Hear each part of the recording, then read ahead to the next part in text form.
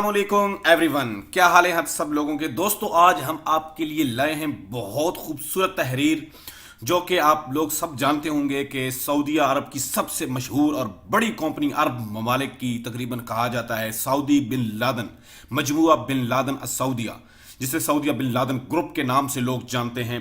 दोस्तों इस कंपनी की बहुत लंबी कहानी है। इस कंपनी के साथ साथ हम आपको इसका कैंप दिखाते हैं जो जद्दा के अंदर मेन कैंप है। दोस्तों हम लाते हैं टॉक शोज और अनलिमिटेड एंटरटेनमेंट सिर्फ YouTube पर। अगर आपने अभी तक हमारा चैनल सब्सक्राइब नहीं किया तो अभी सब्सक्राइब करें और बेल आइकॉन को क्लिक करके हमारी लेटेस्ट वीडियोस के बारे में अपडेट जानें।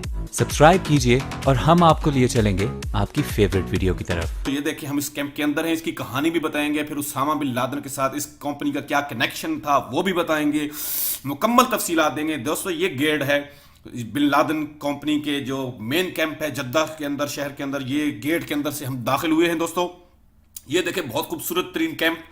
यहाँ ये अंदर सड़क, एक बिल्कुल पूरा कैंप के अंदर जाएं जहां पे लोग रहते हैं, वहां एक पूरा शहर ही नजर आता है आपको, जैसे एक शहर बसा हुआ यहाँ पर। जी तो दोस्तों इस वीडियो को एंड तक देखते रहिएगा क्योंकि इस वीडियो के अंदर हम बताने वाले हैं कि वाकई ही ये कंपनी उसामा बिन लादन की है, उसी ने स्टार्ट की है। इस कंपनी को किसने स्टार्ट किया है, कहां से स्टार्ट हुई है, किस सन में स्टार्ट हुई है, इसके वर्कर्स कितने हैं और ये कहां कहां पर प्रोजेक्ट कंप्लीट कर चुकी है। दोस्तों बहुत खूबसूरत मालूमात है, एंड तक उसामा बिन लादन के हवाले से भी है।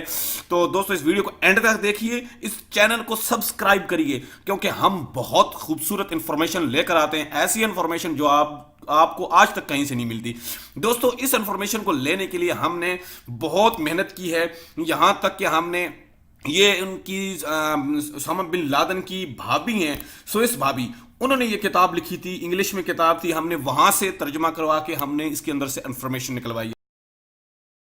तो दोस्तों हम आपको आगे दिखाते हैं ये उनकी तस्वीर की, जो भाभी है उनका नाम है कारमन। ये दोस्तों हम आपको उनकी तस्वीर भी दिखाते हैं, स्क्रीन पर आप देख सकते हैं उनकी तस्वीर। ये अभी हम आपको तस्वीर शो कराते हैं, ये देखें। ये दोस्तों ये उनकी जो भाभी हैं बिन लादन की, ये कारमन बिन लादन इनका नाम था। इन्होंने ये सारी मुकम्मल हिस्ट्री लिखी है। दोस्तों हम आगे इसकी मुकम्मल तफसीलात और हिस्ट्री बिन लादन की हम बयान कर रहे हैं। आप बिन लादन का कैंप देखिए, साथ साथ हम आपको मेन कैंप बिन लादन जो जद्दा के अंदर है वो दिखाते हैं। इसके अंदर जो किचन है, इसका किचन किस तरह है, इनके वॉशरूम है, किस तरीके से सफाई सुथराई होती है, पूरा कैंप आप विजिट करें हमारे साथ साथ और हम आपको इनकी हिस्ट्री बताते हैं। तो चलो दोस्तों आओ चलते हैं हिस्ट्री की तरफ, को बताते हैं आगे तफसील इसकी। दोस्तों आपको बताते चलें ये जो कंपनी है बिन लादन, सऊदी बिन लादन या मजमुआ बिन लादन इसको कह दें, सऊदी अरब के बिन लादन खानदान की मलकियत असासों की एक कसीर अल कौमी तामीराती और होल्डिंग कंपनी है। दोस्तों इसका सदर जो है दफ्तर वो जद्दा सऊदी अरब में वाक़या है। मजमुआ बिन लादन ने हाल ही में जद्दा में दुनिया की सबसे बुलंद इमारत बर्ज ममलिकत तामीर करने के लिए अमेरिकी डॉलर 1.23 बिलियन के माहदे पर दस्तखत किए हैं। दोस्तों इसके अलावा दोस्तों मजमुआ बिन लादन को 1931 में मोहम्मद बिन लादन ने कैम किया जो शेख अब्दुल अजीज के करीबी रफ़का में से एक थे। इसी कुराबत की वजह से इनको हरमैन शरफैन यानी मक्का मुकरमा और मदीना मुनव्वरा के मुकद्दस मकामात की तज़यीन और आराइश का काम सौंपा गया। मोहम्मद बिन लादन ने 22 शादियां की जो जिनमें से उनके 53 बच्चे हैं। उसामा बिन लादन भी उन्हीं बेटों में से एक, उन्हीं में से एक बेटे हैं। दोस्तों सऊदी अरब के जो मनसूबे जो उन्होंने तामीर किए हैं, जिनके नाम हैं शाह अब्दुल्ला फाइनेंशियल डिस्ट्रिक्ट रियाज, शाही टर्मिनल जद्दा, शाह अब्दुल अजीज इंटरनेशनल एयरपोर्ट, नया हज टर्मिनल जद्दा, अल फसीला मरकज, मदीना अल कसीम एक्सप्रेस वे, जामिया उम्मुल कोरा मक्का, लॉर्ड्स कंपाउंड जद्दा, जामिया अल अमीरा नूरा, इब्राज अल बैत मक्का, बर्ज ममलिकत जद्दा, शाह अब्दुल्ला इक्तिसादी शहर जमरात, सऊदी अरब नेशनल गार्ड रहायशी मनसूबा। दोस्तों king Saud university girls camp रियाज, वक्फ मलिक अब्दुल अजीज क्लॉक टावर मक्का मुकरमा। और इसके अलावा बैन अल-अक़वामी मनसूबे भी हैं जो इसमें से कुआलालंपुर बैन अल-अक़वामी हवाई अड्डा मलेशिया, शारजा बैन अल-अक़वामी हवाई अड्डा तोसी और तरक्की मुत्तहिदा अरब अमारात, जामिया शारजा मुत्तहिदा अरब अमारात। दोस्तों अब हम ये देखें, ये कैंप भी हम आपको साथ साथ दिखा रहे हैं जो जद्दा का मेन कैंप है दोस्तों, जिसे ईसा बिन लादन कैंप भी कह देते हैं। ये मेन कैंप है उनका जहां पे दफातर हैं जद्दा हेड ऑफिस के साथ। दोस्तों इसके अंदर सब दोस्तों आप साथ साथ देखते रहिएगा, हम आपको ये किचन भी दिखाते हैं, वॉशरूम भी दिखा रहे हैं, जो बहुत जबरदस्त किस्म के इन्होंने सफाई सुथराई का निजाम। यहाँ पे देखे ये सफाई वाला, ये देखे हर वक्त यहाँ पे सफाई सुथराई, कुछ भी कचरा नहीं होता दोस्तों, मुकम्मल सफाई सुथराई का ख्याल रखा जाता है। अच्छा दोस्तों, अब हम आपको बताते हैं उसामा बिन लादेन, इसके साथ क्या ताल्लुक है, ये कंपनी कहाँ से शुरू हुई, कैसे हुई, इसका मुकम्मल हम दोस्तों जिक्र करते हैं। दोस्तों हम आपको इसका बताते चलें कि अल्फ लैला का जिक्र आए तो बेइंतहा माल और दौलत, हसीन और जमील कनीजें, जादुई कालीनों के साथ इंतहाई दुश्वार गुजार इलाकों में नाकाबिल यकीन एडवेंचर्स की फिल्म जहन में चलने लगती है। इन कहानियों में किरदार झोंपड़ियों से निकलकर महलात के मालिक बन जाते हैं। दोस्तों हम में से कौन है जिसे अली बाबा की कहानी याद नहीं, जंगल में लकड़ियां काटने वाले लकड़हारे का एक ही रात में शहर का अमीर तरीन ताजर बन जाना आज भी इसी कदर दिलचस्प है जितना गुजरे जमानों में। आइए आज आपको 20वीं सदी के एक खानदान की कहानी सुनाते हैं जो न सिर्फ जजीरा नमा अरब बल्कि पूरी दुनिया में मारूफ हुआ। यह है बिन लादेन खानदान। इसकी कहानी भी तिलिस्म होशरबा से कम नहीं। अगर इसे 20वीं सदी की अल्फ लैला कहा जाए तो बेजा न होगा, क्योंकि इस दास्तान में भी तमाम अल्फ लैलवी अनासर मौजूद हैं। इस खानदान के एक फर्द उसामा बिन लादेन को दुनिया 11 सितंबर 2001 के वर्ल्ड ट्रेड सेंटर पर हमलों के हवाले से जानती है। इससे कतई नजर के 9/11 के वाकये में उसामा मुलव्वस था या नहीं। अगर मुलव्वस था तो किस हद तक, इस फैमिली के अरूज की कहानी बहुत दिलचस्प है। उसामा के बाप और बिन लादेन खानदान के सरबरा शेख मोहम्मद बिन औस बिन लादेन ने दुनिया के गरीब तरीन खित्ते यमन के इलाके में हजर मौत में आंख खोली। 19 साल की उम्र में उन्होंने गुर्बत से तंग आकर रोजगार के लिए 1000 किलोमीटर का सफर तय किया। करीबन 4 अशरों पर मुहित सफर में यह खानदान हजर मौत की तंग और दुश्वार गुजार घाटियों से निकलकर ममलिकत के शाही खानदान, दुनिया के अमीर तरीन बिजनेस टाइकॉन्स के साथ, हॉलीवुड के अदाकारों के साथ भी बिजनेस करने और दोस्तियां निभाने लगा। यह सऊदी ममलिकत का पहला गैर शाही खानदान है जिसने अपनी जाती जहाज उड़ाए। हालिया दिनों में शाही खानदान से नासाजगार ताल्लुकात के सबब बिन लादेन खानदान मुश्किलात का शिकार है, मगर एक वक्त था जब इस खानदान के अफराद मिट्टी को भी हाथ लगाते तो वो सोना बन जाती थी। दोस्तों ये देखें, आगे हम आपको ये तस्वीर दिखाते हैं जिसके अंदर शाह फैसल और शेख मोहम्मद बिन औस बिन लादेन और शाह अब्दुल अजीज हैं। ये हम आपको अभी दोस्तों तस्वीर दिखाते हैं। आप तस्वीर दोस्तों ये आप देख रहे हैं, ये शाह फैसल के साथ और शेख मोहम्मद बिन औस बिन लादेन खड़े हैं और साथ इधर शाह अब्दुल अजीज भी हैं। दोस्तों बहुत कम लोग जानते हैं कि आलमी सतह पर दहशतगर्द के तौर पर बदनाम उसामा के बाप को अल्लाह ताला ने मक्का मुकरमा की मस्जिदुल हराम और मदीना मुनव्वरा की मस्जिदुल नबवी की तौसी और इंतजामात के अलावा बैतुल मुक़द्दस में गुंबद खजरा और मस्जिद अक्सा की मरम्मत बहाली का एजाज भी बख्शा। याद रहे कि 1967 में इसराइल के बैतुल मुक़द्दस पर कब्जे से पहले गुंबद खजरा की मरम्मत और बहाली का ठेका भी बिन लादेन ही के पास था। 1960 के आशरे में शेख बिन लादेन जाती त्यारे में एक ही दिन में मक्का, मदीना और बैतुल मुक़द्दस का सफर करते रहे। दोस्तों एक ही दिन में मक्का, मदीना और बैतुल मुक़द्दस का सफर करते रहे अपने जाती त्यारे में इन प्रोजेक्ट की निगरानी के लिए। दोस्तों पेट्रोलियम के शहर रिकॉर्ड्स के मुताबिक जो अब इसराइल की मलकियत है, 1960 के अशरे में मस्जिद से अक्सा और गुंबद खजरा की बहाली पर 5,16,000 उर्दनी दिनार का खर्च आया, जिसमें से 1.5 लाख दिनार शेख मोहम्मद बिन लादेन ने अपनी जेब में से खर्च किए। इसके अलावा उर्दन के शाह हुसैन को जो कि 1,67,000 उर्दनी दिनार अदा करना थे, वो भी बिन लादेन ने अपनी जेब से अदा किए। बाकी खर्च सऊदी हुकूमत ने उठाया था। दूसरे लफ्ज में बिन लादेन कंस्ट्रक्शन कंपनी ने आधे से ज्यादा अखराजात अपने जिम्मे लिए। इस बात का तज़किरा उसामा ने भी 1999 में मारूफ अरबी टीवी चैनल अल जजीरा को दिए गए एक इंटरव्यू में किया कि शेख ने इंजीनियरिंग की खिदमात और लेबर का मुआवजा भी नहीं लिया था। उस ठेके की तफसीलात भी नहायत दिलचस्प हैं। कहा जाता है कि मस्जिद हराम की सफाई के ठेके की बोली बिन लादेन कंपनी की 1 रियाल सालाना लगाती है और इस खिदमात का शर्फ किसी और के हाथ में नहीं जाने देती। अब जिक्र इसी खानदान के एक फर्द का जिसे आलमी सतह पर दहशतगर्द करार दिया गया है। ठोस सबूत के बगैर दुनिया की कोई अदालत किसी को दहशतगर्द करार नहीं देती दोस्तों। लेकिन अगर 9/11 हमले में उसामा के मुलव्वस होने की हकीकत मान लिया जाए तो यह भी मानना पड़ेगा कि तारीख में इससे पहले शायद ही किसी खानदान का कोई فرد دنیا کے امن پر اس قدر زیادہ اثر انداز ہوا ہے، اور اگر یہ سچ ہے تو پچھلے 15 سالوں میں مشرق وسطی کے حالات جو منفی تبدیلیاں آئیں اس میں سے اسی بھی خاندان کا ایک چشم چراغ کا بہت ہاتھ ہے۔ امریکہ کو افغانستان اور پھر عراق پر حملے کا اخلاقی جواز فراہم کرنے والا بھی، اور پاکستان میں ہونے والے ڈرون حملوں اور پاکستانی فوج اور قبائلیوں میں تعلقات کی خرابی کا ذمہ دار بھی اسی خاندان کا ایک فرد ہے۔ اس طرح امریکہ حملے کے بعد عراق کے خانہ جنگی اور القاعدہ کے ٹوٹ پھوٹ کے نتیجے میں IS یاداشت کے قیام کا بھی بلا واسطہ اور بلا واسطہ فرد اسی خاندان میں پلا بڑا ہے۔ یہ بھی ایک حقیقت ہے کہ اس قدر منفی تبدیلیوں کے ذمہ دار قرار دیے جانے والے فرد کا یہ خاندان 9/11 کے 15 سال بعد بھی ایک پر اسراریت کی چادر میں ملفوف ہے۔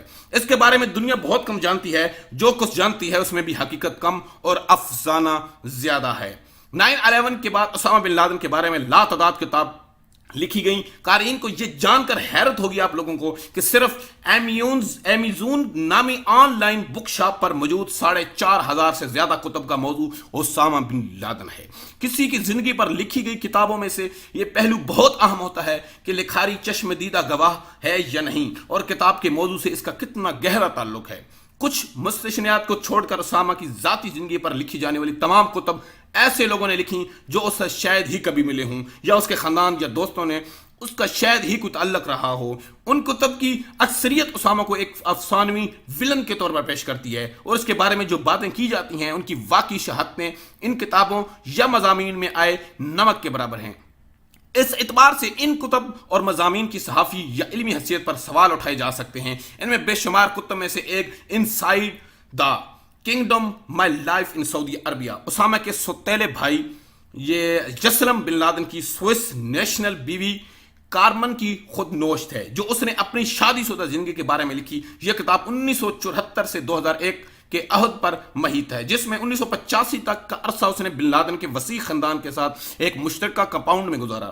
دلچسپ پہلو یہ ہے کہ کتاب کا موضوع اسامہ یا اس کے دہشت گردی نہیں، بلکہ اسامہ کے باپ کا انتہائی غربت سے بے انتہا امیری تک کا سفر زندگی، ان کی 22 بیویوں اور 54 بچوں پر مشتمل ایک خاندان۔ ان کے دلچسپ قصے ہیں جو مشترکہ خاندانی نظام کے تحت زندگی بسر کر رہا تھا۔ یہ بات بھی اہم ہے کہ دوسرے مصنفین کے برعکس کارمن ان واقعات کی چشم دید گواہ ہونے کا دعویٰ کرتی ہے جو اس نے بیان کیے ہیں۔ دوستوں، کارمن بن لادن ایرانی ماں اور سوئس باپ کے گھر جنیوا کے قریب لوزوان نامی قصبے میں پیدا ہوئی اور وہیں پلی بڑی۔ اس کی ماں کا تعلق ایران کی اشرافیہ سے تھا، جو پڑھنے کے لیے سوئٹزرلینڈ گئی اور ایک سوئس دوست سے دل ہار بیٹھی۔ کارمن 8 سال کی تھی کہ اس کا سوئس باپ کسی دوسری عورت کی خاطر بیوی اور 4 بیٹیوں کو چھوڑ کر چلا گیا، اور اس کی ماں نے بیٹیوں کو تنہا پرورش کی۔ ماں بظاہر مسلمان تھی، مگر کارمن کے بیان کے مطابق اس سے مذہب سے خاص دلچسپی نہ تھی، لہٰذا اس نے بیٹیوں کو بھی مذہب سے متعارف نہ کرایا۔ اسامہ کے بڑے بھائی یسلم سے کارمن کی ملاقات اور اس وقت ہوئی جب یسلم اپنی ماں اور بہن بھائیوں کے ساتھ چھٹیاں منانے کی غرض سے 1973 کے موسم گرما میں جنیوا گیا، اور وہاں اس نے کارمن کے گھر کا ایک حصہ کرائے پر لیا۔ شرمیلا مگر ذمہ دار یسلم ابتدائی ملاقاتوں ہی میں نہ صرف کارمن کے عشق میں بری طرح گرفتار ہو گیا، بلکہ اس نے اسی ٹرپ میں اسے شادی کی پیشکش کر دی۔ دوستو یہ دیکھیں، یہ کارمن، یا بھی آپ کو ہم تصویر دکھاتے ہیں دوستو یہ کارمن اپنی بیٹیوں اور شوہر کے ساتھ یہ بیٹھا ہے۔ سوئٹزرلینڈ میں پلنے والی کارمن بن لادن خاندان کی بہو بن کر سعودی مملکت میں زندگی بسر کرنے لگی۔ خود نوشت آتی ہے، مگر اپنے سسر جان کا انتقال اس کی شادی سے قریباً 4 سال پہلے ہو چکا تھا۔ اس کا ذکر بڑے اشتیاق اور احترام سے کرتی ہے۔ شیخ محمد بن عوض بن لادن 1920 کے دہائی کے اور آخر میں یمن سے ایک مزدور کے طور پر روزی کمانے مملکت میں وارد ہوئے، جہاں یہ کچھ عرصہ بندرگاہ کی گودی پر کام کرتے رہے، مگر بہت جلد انہوں نے ذاتی کنسٹرکشن کمپنی کی بنیاد رکھی اور انتھک محنت اور معیاری کام سے نہ صرف ملک کے اہم ترین تعمیراتی ٹھیکے حاصل کیے، بلکہ غیر معمولی ذہانت سے شاہی خاندان میں بھی اثر و سوق پیدا کیا لیا۔ تیل نکالنے کے بعد سے مملکت میں سڑکوں، شہراؤں کی تعمیر، مساجد کی توسیع اور انتظامات کے ساتھ ساتھ محلات کی تعمیر زوروں پر تھی۔ نتیجن بن لادن خاندان تیل کی دولت کے ثمرات سے بلا واسطہ فائدہ اٹھانے لگا اور جلد ہی اس پورے خطے میں روزگار فراہم کرنے والا سب سے بڑا ادارہ بن گیا۔ یہ وہ دور تھا جب ملکوں کے درمیان ویزا کی پابندیاں اتنی سخت تھیں، نہ ہی سعودی حکمران غیر ملکیوں کو شہریت دینے میں اس قدر حساس واقع ہوئے تھے جتنے آج کل ہیں، ورنہ شاید مملکت کا امیر ترین غیر شاہی خاندان آج بھی حضر موت کی گھائیوں میں کس پرسی کی زندگی گزار رہا ہوتا۔ کارمن کے مطابق دوستو شیخ بہت محنتی آدمی تھے، اپنے مزدوروں کے ساتھ مل کر کام کرنے میں شرم محسوس نہیں کرتے تھے۔ 1950 میں یمن پر مصری حملے کے دوران بن لادن نے مصری فوج کی طرف سے برستی گولیوں کے دوران میں ایک ایئر بیس کا تعمیر میں اپنے ہاتھوں سے حصہ لیا۔ یہ وہ موقع تھا جب مملکت کے قریبی اتحادی امریکہ کے حکمران شاہ فیصل کو جمال ناصر کی جارحیت کے مقابلے میں صبر کی تلقین کر رہے تھے۔ شیخ کی سعادت کے قصے بھی بہت مشہور ہیں۔ ایک واقعے میں کچھ انڈونیشیائی حاجیوں کو ان کی گائیڈ نے دھوکہ دیا اور ان سے روپے بٹور کر غائب ہو گیا، اور بے بس اور لاچار حاجی شیخ بن لادن کے پاس پہنچے کہ کچھ مزدوری مل جائے تو واپسی کا کرایہ نکل سکے۔ بن لادن نے انہیں کام دینے کے بجائے اتنے پیسے دیے کہ وہ عزت سے گھر جا سکیں۔ بن لادن کی ایک ایئرپورٹ امریکی پائلٹ کا کہنا ہے کہ شیخ کی رسمی تعلیم نہ ہونے کے برابر تھی، مگر ان میں انجینئرنگ کی سمجھ بوجھ بہت سے یونیورسٹی گریجویٹ سے زیادہ تھی۔ اس کا یہ بھی کہنا تھا کہ ان کے گرد ہر فرد ان سے محبت کرتا تھا۔ شیخ اکثر کنسٹرکشن سائٹس پر جو تمام مملکت میں پھیلی ہوئی تھی خیموں میں اپنی مجلس منعقد کرتے، جہاں مقامی لوگ ان سے اپنی فیصلے کرانے آتے۔ کبھی کبھار شیخ اپنی جیب سے پیسے ادا کر کے طرفین کو راضی کرتے۔ دوستو بن لادن نے حرمین شریفین کی توسیع میں جو اعلیٰ تعمیراتی معیار متعارف کرایا وہ کسی سے چھپا ہوا نہیں، مگر امریکی اور یورپی سفارتخانوں کی کیبلز کے مطابق مملکت کی پروجیکٹس کے ٹینڈرز اور ان کی بولیاں غیر ملکی تعمیراتی کمپنیوں کے مقابلے میں بہت کم ہوتی ہیں۔ اس طرح ان کی کامیابی پر یورپی اور امریکی کمپنیاں تلمراتی رہ جاتی۔ کارمن کے بیان کردہ ایک دلچسپ واقعہ میں شیخ بن لادن ایک اطالوی فرم کو شکست دے کر جدہ طیف روڈ بنانے کا ٹھیکہ کچھ اس طرح حاصل کیا کہ وہ ایک خچر لے کر طیف گئے اور خچر کی پیروی کر کے روڈ کا نقشہ بنایا جو مختصر ترین رستہ تھا اور جس کی تعمیر سب سے آسان اور دوستو کم خرچی۔ کہا جاتا ہے کہ شاہ عبدالعزیز ضعیف العمری اور غالباً گھٹنے کی تکلیف کے سبب جدہ میں واقع قصر خزام کی سیڑھیاں نہیں چڑھ سکتے تھے۔ بن لادن نے ان کے لیے ایسی ڈھلان ڈیزائن کی کہ اونٹ اور بعد ازاں آٹو موبائل گاڑیاں براہ راست دوسری منزل پر واقع ان کے بیڈ روم اور مجلس تک پہنچ سکتی تھیں۔ بہت کم لوگ جانتے ہیں ہوں گے کہ شاہ فیصل کے ایک بڑے بھائی شاہ سعود اپنے دور حکومت میں شاہ خرچی کے باعث اکثر مقروض ہو جاتے تھے۔ 1964 میں علماء اور شاہی مشاورتی کونسل کے ارکان نے انہیں معزول کر کے جلا وطنی کر دیا۔ شاہی خاندان کو شرمندگی سے بچانے کے لیے اس سال ملازمین کی تنخواہیں شیخ بن لادن نے ادا کی، جس پر شاہ فیصل ان کے ذاتی طور پر شکر گزار ہوئے۔ اس عمل نے آگے چل کر بن لادن کو مزید ترقی کے لیے جینے کا کام کیا۔ کارمن کے مطابق شیخ کی گھریلو زندگی نہایت دلچسپ اور رنگین تھی۔ انہوں نے 22 شادیاں کی۔ اسلام میں 4 شادیوں کی شرط کے سبب موصوف نئی شادی کرتے ہوئے اپنی پچھلی بیویوں کو طلاق دیتے جاتے۔ ان کی موجودہ اور سابقہ بیویاں ایک بہت بڑے کمپاؤنڈ میں ساتھ ہی رہتی۔ سابقہ بیویاں پرانی مراد کے ساتھ وہی کام کر سکتی تھی۔ دوسری شادی کرنے کی صورت میں انہیں مالی مراد کے ساتھ اپنے بچوں سے بھی دستبردار ہونا پڑتا۔ بیشتر بیویاں اپنے بڑے بیٹوں کے نام سے پکاری جاتی، مثلا ام یسرم یا ام بکر۔ ایک خاتون ام عمر سے بن لادن نے 2 مرتبہ شادی کی۔ کارمن کہتی ہیں کہ شادی کے علاوہ شیخ اپنی دولت کو استعمال کر کے محدود مدت کے معاہدے کے تحت بھی خواتین سے تعلق رکھتے جو غالباً میسار کی کوئی شکل تھی۔ تاہم اتنی زیادہ شادیاں اور تعلقات کے باوجود یہ پہلو بہرحال قابل تحسین ہے کہ شیخ بن لادن تمام سابقہ اور موجودہ بیویوں اور اپنے تمام بچوں کی بلا امتیاز کفالت کرتے رہے، حتیٰ کہ کارمن کے مطابق نکاح مسیار کے نتیجے میں پیدا ہونے والی اولاد اور ان کے ماؤں کو اگر وہ آنا چاہتی بھی اس بڑے کمپاؤنڈ میں لے آتے۔ ان بچوں اور دیگر بچوں میں کوئی فرق روا نہ رکھا جاتا۔ کارمن مساوات پر مبنی کفالت کے اس نظام سے شاید اس لیے بھی مرعوب تھے کہ اس کی یورپی باپ نے جب دوسری عورت سے تعلق قائم کیا تو پلٹ کر اپنی بیوی کو کجا بیٹیوں کو بھی نہیں پوچھا۔ اپنی موت سے پہلے شیخ نے جدہ مکہ روڈ پر ایک بہت بڑا کمپاؤنڈ جو کہ کلومیٹر 7 کہلاتا ہے اپنے وسیع خاندان کے تعمیر کرایا۔ دوستوں وہ خاندان ایسا ایسا منتقل ہو گیا۔ انہوں نے اپنی زندگی میں ہی اپنے بیشتر بچوں کو پڑھنے کے لیے پہلے بیروت، مصر، شام اور بڑے بڑے سالم کو لندن بھیجا۔ ان کی موت کے بعد خاندان کے متعدد افراد مغرب منتقل ہو گئے، جہاں انہوں نے جائیدادیں بھی خریدی اور کاروبار بھی جمائے۔ شیخ کو اللہ تعالیٰ نے بہت مختصر عمر دی۔ کارمن کو کمپنی کے ایک ملازم نے بتایا کہ 1967 میں شیخ اپنی موت کی رات 23ویں شادی کرنے والے تھے۔ وہ اپنی ذاتی طیارے میں اپنے ہونے والے سسرال ہی جا رہے تھے کہ ان کا جہاز کریش ہو گیا۔ یوں وہ 59 یعنی کہ 59 سال کی عمر میں اپنے تمام تر دولت، بن لادن بزنس اور امپائر اور وسیع خاندان اور دوستوں یعنی کہ وہ اچانک رخصت ہو گئے تھے۔ دوستوں یاد رہے کہ شیخ نے اپنی جوانی کاروباری جدوجہد میں گزاری اور شادیاں بڑی عمر میں کی۔ ان کے انتقال کے وقت ان کے صرف 2 بیٹے سالم اور علی 21 سال کی عمر کے تھے، باقی سب دوستوں اور 21 سال کی عمر کے تھے، باقی سب چھوٹے تھے۔ بچوں کے اسکولوں میں کارمن بن لادن کی دولت کے علاوہ اس بڑے خاندان کے نظام سے بھی بہت مرعوب تھی۔ ان کا کہنا ہے کہ شیخ کی زندگی میں ان کی کئی باتیں قانونی ہوتی تھیں، تاہم وہ کبھی اپنی بیویوں اور بچوں پر سختی یا تشدد نہیں کرتے تھے۔ کارمن کے مطابق تمام بیویاں شیخ کے انتقال کے بعد بھی اتفاق سے زندگی بسر کرتی رہی دوستو۔ اگرچہ شیخ کی زندگی میں موجودہ بیویوں کا درجہ سابقہ بیویوں سے زیادہ ہوتا، مگر ان کی موت کے بعد مراتب میں کوئی فرق نہ رہا۔ شیخ کی چہیتی بیوی ام حیدر تھی، جن کا تعلق اسامہ کی والدہ کی طرف شام سے تھا۔ وہ خوبصورت اور نفیس ذوق رکھنے کے علاوہ بہت اچھی منتظمہ بھی تھی اور اکثر گھریلو اور خاندانی معاملات کے انتظام کی بھی دیکھ بھال کرتی تھی۔ دوستو میں تصویر جو دکھا رہا ہوں یہ بن لادن خاندان کی وہ تصویر جس کے بارے میں دعویٰ کیا جاتا ہے کہ اس میں اسامہ بن لادن بھی موجود ہیں۔ تاہم کارمن نے اس کا دعویٰ غلط قرار دے دیا تھا دوستو کہ شاہی خاندان سے بن لادن کے گہرے تعلق کا اندازہ یوں ہوتا ہے کہ شیخ کی اچانک موت کے بعد فیصل ہی تھے جنہوں نے 8 افراد پر مشتمل ایک بورڈ بنایا جس نے بن لادن کمپنی کے معاملات کی نگرانی کی۔ ان دنوں تعمیراتی منصوبوں میں شہزادوں کا عمل داخل بڑھنے لگا تھا اور بن لادن کو غیر ملکی کمپنیوں کے علاوہ شہزادوں کی اسپانسر کی ہوئی کمپنیاں سے بھی مقابلے کا سامنا تھا۔ شیخ کی موت کے بعد قبیلے کی روایات کے مطابق ان کے سب سے بڑے بیٹے سالم بن لادن نے کاروبار سنبھالا، جو شرعی قوانین کے مطابق کمپنی کے سالانہ منافع کے تمام بیٹوں اور بیویوں پر تقسیم کرتے۔ متعلقہ بیوی اس منافع میں براہ راست حصہ دار نہ ہوتی، مگر ان کے بیٹے اپنے حصے سے ماؤں کی کفالت کیا کرتے تھے۔ کارمن کا کہنا ہے کہ قبیلے کی روایت اس قدر مضبوط تھی کہ کسی کو کچھ کہنے کی ضرورت نہ پڑتی تھی اور خاندان کی نظام بغیر کسی رکاوٹ کے دوستوں چلتا رہتا تھا۔ سالم کا قبیلے کے سربراہ کے طور پر سب سے بہت احترام کرتے اور اس کی بات اپنے باپ کی طرح قانون سمجھی جاتی تھی، لیکن وہ بھی کوئی حکم صادر نہیں کرتا تھا۔ وہ اس کے باوجود جن بہنوں کے سگے بھائی نہیں تھے وہ سالم کو بڑا مان کر اس پر اعتبار کرتے اور اس کی اجازت سے ہر کام کیا کرتی تھی۔ کارمن کے مطابق سالم اپنی ایک سوتیلی بہن سے بھی بہت محبت کرتا تھا جس کا کوئی سگا بھائی یا بہن نہیں تھا۔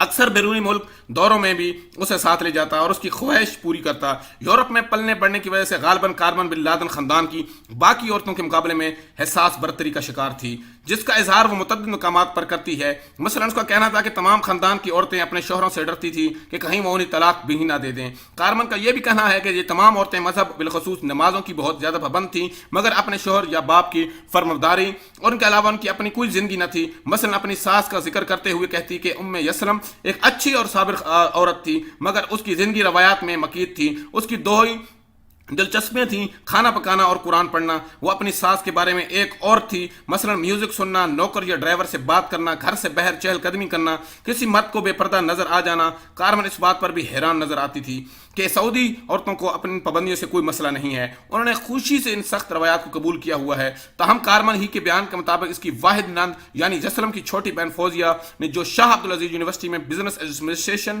پڑھ رہی تھی، انہوں نے اپنی شادی سے 2 دن قبل یہ شرط رکھی کہ نکاح نامہ میں اسے طلاق دینے کا حق دیا جائے۔ جب لڑکے کے خاندان نے یہ شرط مان لی تو شادی کی تقریبات دوبارہ شروع ہوئیں۔ اس واقعے سے ظاہر ہوتا ہے کہ عام مغربی تاثر کے برعکس بن لادن خاندان اور سعودی عورتوں میں اپنے حقوق کا احساس اور جدوجہد کا جذبہ موجود ہے۔ 70 کی دہائی کے یہ واقعات ظاہر کرتے ہیں کہ بن لادن خاندان اپنی لڑکیوں کو بھی اعلیٰ تعلیم دلانے میں سنجیدہ تھا، لیکن کارمن نے لڑکیوں کو تعلیم کے لیے بیرونی ملک بھیجنے کا ذکر نہیں کیا۔ ایک اور جگہ پر کارمن نے ایک بڑی نند شیخہ کا تذکرہ یوں کیا ہے کہ وہ اپنے مذہبی ہونے کے سبب سارے خاندان میں عزت کی نظر سے دیکھی جاتی تھی۔ کارمن کے خیال تھا کہ سر سے پیر تک سیاہ عبائے، دستانوں اور موزوں میں ملفوف یہ خاتون بھی دوسری عورتوں کی طرح مظلوم اور دبی ہوئی تھی دوستو۔ مگر 1979 میں روس کے افغانستان پر حملہ ہونے کے بعد جب سعودی حکومت نے پاکستان میں مقیم مہاجرین کی مدد کے لیے اپنی عوام سے اپیل کی تو اسامہ کے ساتھ یہ خاتون شیخہ نہ صرف امداد جمع کرنے کے لیے رضاکارانہ طور پر سرگرم ہو گئیں بلکہ اپنی سہیلیوں کے ساتھ مہاجرین میں امداد تقسیم کرنے لگ گئیں۔ اور کارمن کی ہمت دنگ رہ گئی کہ ان کی بہادری کی تعریف کیے بنا نہ رہ سکی، مگر کارمن کا یہ بھی کہنا تھا کہ یہ عورتیں اپنی صلاحیتوں کو صرف مذہب کے لیے استعمال میں لا کر ضائع کر رہی ہیں۔ گویا اس کے خیال میں جنگ زدہ مہاجرین کی امداد کی کوئی انسانی نہیں بلکہ صرف اسلامی کاز تھا جو اتنا قابل قدر تھا۔ کارمن یسلم نے اپنی پہلی ملاقات کی بابت بتاتی ہیں کہ سالم اپنے کسی غیر ملکی ٹرپ کے دوران یسلم سے ملاقات کے لیے جنیوا میں رکا۔ یہ تینوں کسی نائٹ کلب میں گئے تو یسلم سے دوستو کارمن کو تنبیہ کی کہ اگر سالم تمہیں ڈانس کی پیشکش کرے تو قبول نہ کرنا، ورنہ وہ تمہارے بارے میں برا تاثر لے گا۔ طریقے سے دوستو یہ تھی ان لوگوں کی قصے، اور بھی بہت بڑی کہانی ہے دوستو. میں نے یہ مختصراً آپ کو سیکو سباق اس کہانی کا بتایا ہے دوستو. یہ کارمن وہی ہے جو کہ اس کی یہ کارمن آپ کو میں نے کتاب کی جو پہلے آپ نے صفحے پہ آپ نے دیکھا بھی تھا دوستو کہ اسامہ بن لادن کی سوئس بھابی ہے کارمن. تو دوستو یہ آپ اس ویڈیو کو پلیز لازمی شیئر کریں، سبسکرائب بھی کریں اور اس ویڈیو کو آگے بھی شیئر کریں تاکہ جو کمپنی ہے بن لادن کی کمپنی، اس کو لوگ جان سکیں یہ کہاں سے سٹارٹ ہوئی، کون لوگ ہیں اس کے، کون اس کو سٹارٹ کرنے والے ہیں، اس کا کیا پیچھے تاریخی ورقہ ہے.